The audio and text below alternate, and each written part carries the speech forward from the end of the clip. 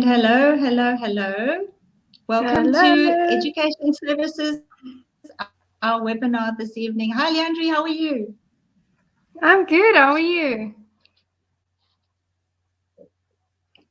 I'm well, thank you. Thanks so much for joining me this evening. We are Education Services, and my name is Philippa Fabry. My colleague that's joining us this evening is Leandri Becker. She's an education consultant. We both work with Education Services here in Port Elizabeth, and it's so nice to have some teachers on with us tonight. Yes. You will see we have a slight delay between me and Philippa, but we will manage it throughout. But yeah, it's so nice joining the webinar and having all the teachers join us as well. It's going to be a good discussion, I'm sure. Yes, we want to encourage teachers to please pop any comments or questions into the chat, and we will hopefully be able to answer them during this short time that we have with us. What we want to talk about this evening is a couple of the new developments about ADHD, and we want to delve into some strategies that you as teachers can implement in your classrooms to make things a little bit easier for yourselves and for some of the students that you might have. Yeah, Leandri, we've seen that that ADHD or ADD is now that the term ADD has been done away with, right? Yeah, so ADD has fallen away and they only refer to ADHD now. So everything is just under the umbrella of ADHD and not ADD. ADD. The ADHD is just the hyperactivity part that's included. Right. So yeah, we want to just address some of these issues. So I'm going to just share my slides, and we can go through some of them together and just chat about what teachers see in the classroom and what is often, I suppose, the myths about ADHD. We've kind of come a long way to when ADHD was first sort of identified or researched. And yeah, I think it's interesting to see. Oh, firstly, I must tell you about our webinar series. So before I go into ADHD itself, we are doing this webinar series for the next 4 evenings. We've got today, we're talking about ADHD. Tomorrow, we'll be talking about anxiety, specifically around tests and exams. And then on Wednesday, we'll be delving into learning barriers in general and some of the most common learning barriers that teachers are seeing in the classroom. And then finally, we are going to be celebrating teachers with a Celebrating Teachers special edition on Thursday about World Teachers Day. So please join us then. All these webinars, except tonight, because it's at 6 tonight, but tomorrow and Wednesday and Thursday will be on at 4. So you can join us as well. Okay, so today we're talking about obviously the ADHD, and when we look at ADHD back then, so we're talking about 25 years ago, where they thought ADHD was more a behavioral disorder because these children were misbehaving in class and causing havoc, and teachers were punishing children and sending them to detention for all kinds of misdemeanors. But now we are seeing that ADHD is more of a cognitive disorder. Something that the children struggle with. It's a neurodevelopmental disorder, and there's an impairment of executive function. They struggle to keep themselves together and execute tasks, and it often interferes with their productivity. Also, talking about ADHD in 25 years ago, it was seen as a combination of hyperactivity and impulsivity. And then we talked about ADHD being a third type, which could be a combination of the two. But now it is more seen as a deficit. It's more of, I suppose, emotional dysregulation and executive dysfunction, right? And then in the past, we saw ADHD being seen as deficient attention. but it's now more as inconsistent attention. We can see that kids can concentrate, they can give attention, but it's inconsistent. And then the final one is teachers saying that 85% of teachers 25 years ago had never been really exposed to ADHD in terms of training and development. And now, 25 years later, 75% of teachers are saying that they have had little or no training relating to ADHD, which is quite alarming. Yeah, considering the especially fact after that 25. of every classroom, at least 10% of your learners are going to have Exactly, yeah. Especially after 25 years of research, and we're still sitting with 71% of teachers who's not been trained on ADHD. And it's such an important topic because, as you said, you will have children with ADHD diagnosis in your class. So I think the training is so vital to the teaching. And I think the noticeable characteristics of ADHD, it's divided into two groups. So one would be the inattentiveness. So this is your child who's going to forget everything. You're going to teach them something now and they're going to forget it 2 minutes later, or they're going to lose things. I speak to a lot of parents who tell me, oh, it's the third homework book that I've bought for my child within a few months because he's just losing everything, or he's losing his shoes or his pens or whatever he's going to lose. And then the second part of it is the hyperactivity and impulsiveness. This is the child who can't sit still in your class. This is a child who's constantly fidgeting or moving or talking or letting things fall on the ground. And the child who shouts out answers instead of waiting for his turn, because but it can also be a child who just sits and daydreams.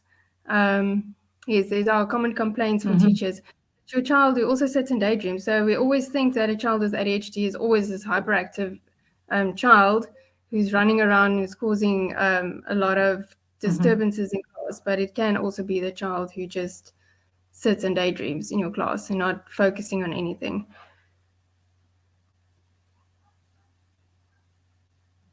Yes. Okay. So some of the common complaints, and if there are some teachers watching, and I think there are, would be the child that the work that's incomplete, the lack of focus, that the child is very busy, doesn't remain seated, so they struggle to keep the child still, and they often disturb other kids because they're all over the place and restless and can't stay seated.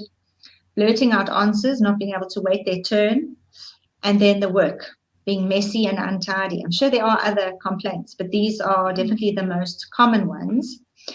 So we're going to go through and address each of those complaints we have a solution for. Well, definitely not something that hasn't been tried before.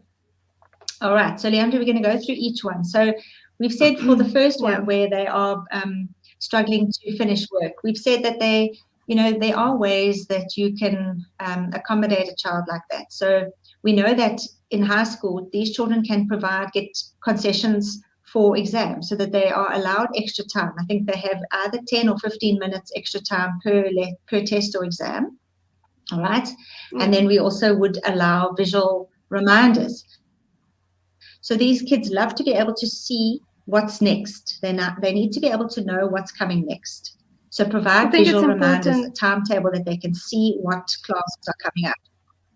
Yeah, I really do think it's important just for a teacher to allow time for them to just process and make sense of the information that they've just received, and to make sure that they actually did receive all the information or instructions that was given.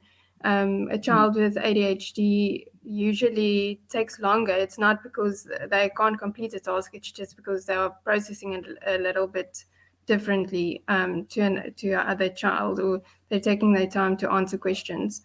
And then number 2 is to see them away from distractions. I think to try to have a child sit in front of a class, especially little ones who still can't really control their attention. I think to sit them in front of a class and away from the door is a good idea. Yep. Yeah. and away from windows as well, because often things happen outside, and a child that's sitting near a window is going to see everybody that walks past and be distracted. So it's important to minimize distractions as far as possible. It's not always easy to put everybody in front, but definitely, away from distractions. Then number 3, allow for movement. So you'll see in that photo on the slide, we've got kids sitting on balls.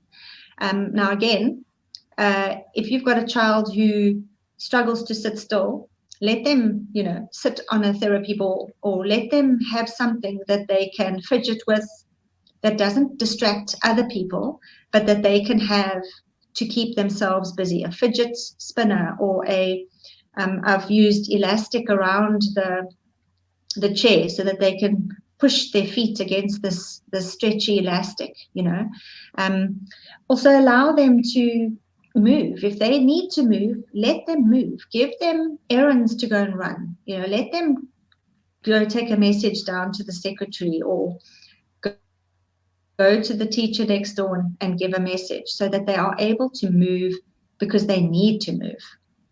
Let them be the class helper. Let them use that energy for good. I've seen teachers. Yes, I've seen teachers, especially with the little ones.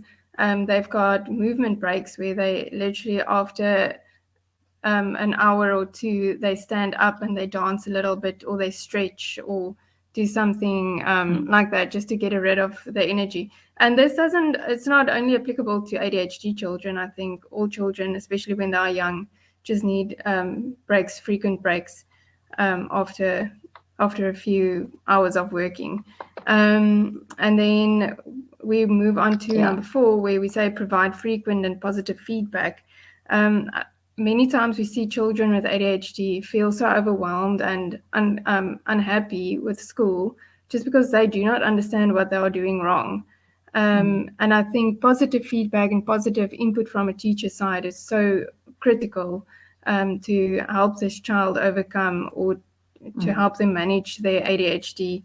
A reward system always works very well, because then they also feel like, they are putting everything that they can into something, but it's been seen, and the teacher notices that they've done something right and they're being rewarded for it, and they feel they gain something from the reward system as well.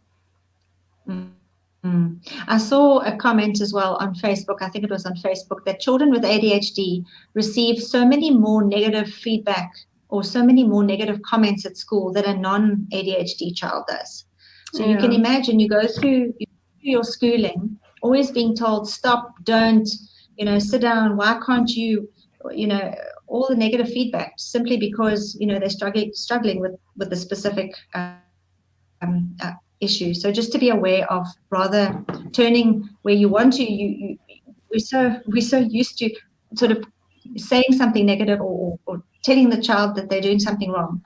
Just flip it and rather provide positive feedback. And then the last one is modify assignments. So these children don't enjoy written work often. They generally try and avoid having to sit and write sum after sum after sum after sum. So where we've said they modify assignments, it means if you need them to know a concept, once they know the concept, they don't need to do 10 of the same thing. They can just do 3, and it shows that they know the concept. It's the same with whether it's maths, or whether it's writing, or whatever it is. As long as they've shown that they know what they're doing, they don't need to do repeating the same thing over and over and over again. And then giving choices. In other words, if they don't enjoy all the written work, maybe let them do a poster, or let them do something that they do enjoy. It's better to get the best out of them without expecting them to do more of what they don't enjoy. Yeah, exactly. And I think just for a teacher to give very clear instructions, so that the child also know what's being expected from them, and not all the instructions at one time. I think one instruction at a time, make sure that the child understands, and that they are capable of doing that specific task. If you break them, if you break it down for them, I think it will also be easier for them. And then the other thing is just for a teacher to try and stay organized, and to create a clear routine for a child. And that's applicable for a child at home as well. I think parents should establish a very healthy habit of eating and sleeping, and have a good healthy routine. Um, it is There's some studies, I haven't read it recently, but there's some studies about how our children with ADHD, how they diet has an influence on their ability to concentrate as well. So I think not giving your child extra sugars or colorants or whatever, packing them a healthy lunchbox, little things that can make a big difference. Very much. Okay. So we're getting to the end of the little webinar here. What we want to do is encourage you to pop a question in the comments for us. If there is anything specific that you're dealing with or you have dealt with this past term in the class, we don't know what grades you're teaching. Everybody's different. You might have a high school child that's struggling with ADHD. You might have a very little child that's struggling with ADHD. Let's see if there's anything specific that we can help you with before we say goodnight. We just want to chat about this masterclass that we are going to be doing as well, which is very exciting. We're wanting to do something very specific for teachers. And so we are planning a masterclass for teachers on the 28th of October. And it's about how to uncover your teaching superpower. The 4 secrets to a happy classroom that feeds your soul and sets you up for long-term fulfillment. So this is for you if you possibly are stretched beyond whatever stretching might be. You're feeling burnt out. You are worrying is this teaching the right thing for me? How do I pivot so that I can become the best teacher that I can be? Where do I find my strength to finish the year? When I'm so tired, I'm so stretched, I'm trying to be all things to all men. We want to help you discover your teaching superpower. So if this is something that you are interested in attending, it's on the 28th of October. It's a Saturday, it's 2:00, Saturday afternoon. And we want to invite you to come and join us on this special masterclass. And it's 150 Rand, but we want to encourage you, if you sign up within the next 3 or 4 days, you only have to pay 105 Rand. So you get 30% off. Okay, there's a question. Let's have a look. Can you see that? Are you able to read that for me? Yes. So what would one do with a learner that refuses to listen or to come back into a class after break? I'm not sure whether he has ADHD. He's going to retesting this holiday, but how can I assist him? Yeah, I think discipline is always a difficult topic. And I think it's different for each child. Yeah, the first thing I would ask is, what age are we talking about? A foundation phase child or a high school child? Because it's very different how you would handle this kind of thing. If it's avoidant behavior, so is he avoiding school or avoiding coming into class because he's anxious about what he's needing to do? There's all kinds of reasons why that could be happening. Okay, he's in grade 1. Okay, so yeah, it could be anxiety, it could be that he's anxious because he doesn't want to show that he can't do something. I would just have a chat to him and find out exactly what's going on. Maybe he's scared. He might be feeling a bit overwhelmed.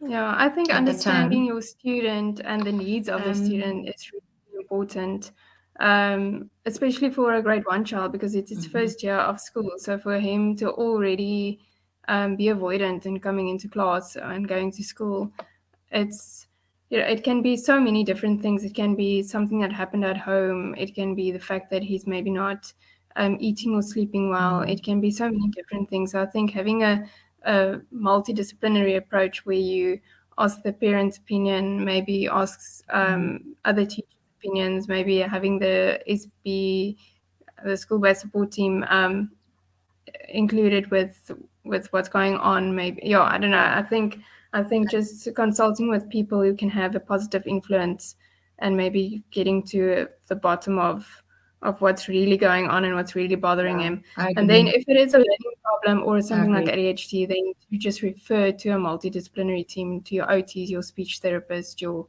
psychologist, whoever's on board. 100%.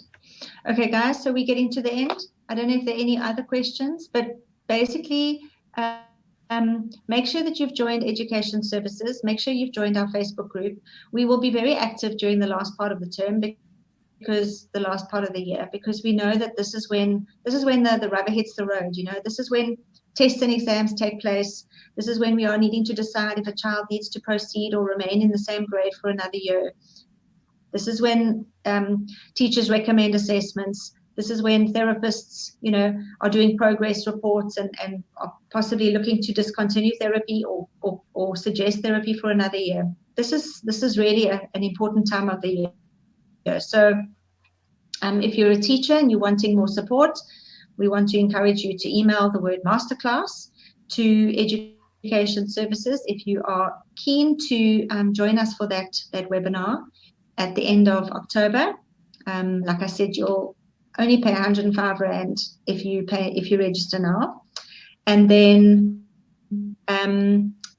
we are also going to be doing the anxiety webinar tomorrow at 4 o'clock, and the learning barriers one on Wednesday, and then the special teacher appreciation sort of celebration on Thursday. Okay, there's another question. Here we go. She said, "Thank you. I've spoken with parents and they are aware of his behavior." Okay, awesome. And then there's another one here. "How can you explain to the rest of the class when they don't understand why a learner won't listen and sit down?" I think it's always important never to belittle the child or to make him feel like something's wrong with him specifically. I think explaining to a class that everyone's different and everybody has different needs and everybody has different ways of learning, that is important, but also not to use it as an excuse for a child to be disruptive or to have bad behavior in class. So I think understanding the child again, and the needs of the child and why he's struggling and how you can assist. Maybe create smaller groups. This is now depending on the grade, but maybe creating smaller groups and have the child in a group where you can have more small group or one-on-one attention. I think that will overcome a lot of difficulties in a class for them where you say that they don't listen. I think maybe they don't listen because they've missed most of what you've said in class. So I think just checking in with them and having small group discussions or individual discussions to see if he's actually listening and understanding and taking in information and instructions. But I think explaining to the rest of the class, I just always be very wary of not pinpoint the child to say, oh, but he's the naughty one, or he's the one who can't sit still, he's the one that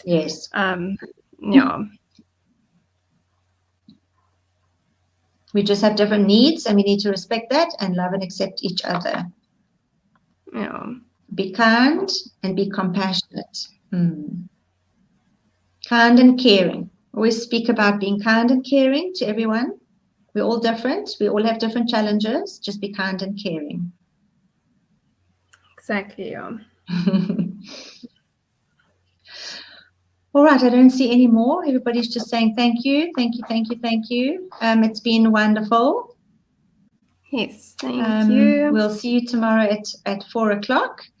And don't forget if you do want to join the masterclass, just to email the word masterclass or WhatsApp the word masterclass, and we will send you the link to register for that. So I think that's all we have time for. Leandri, thank you again so much for joining me. I hope thank you. I hope that the sound delay wasn't too bad, but hopefully we can sort that out before tomorrow. Yes, perfect. Thank you so much. I'm looking forward to tomorrow's anxiety one. It's going to be good. Yes, same here. Same here. All right. Thanks, everybody, and have a great evening. We'll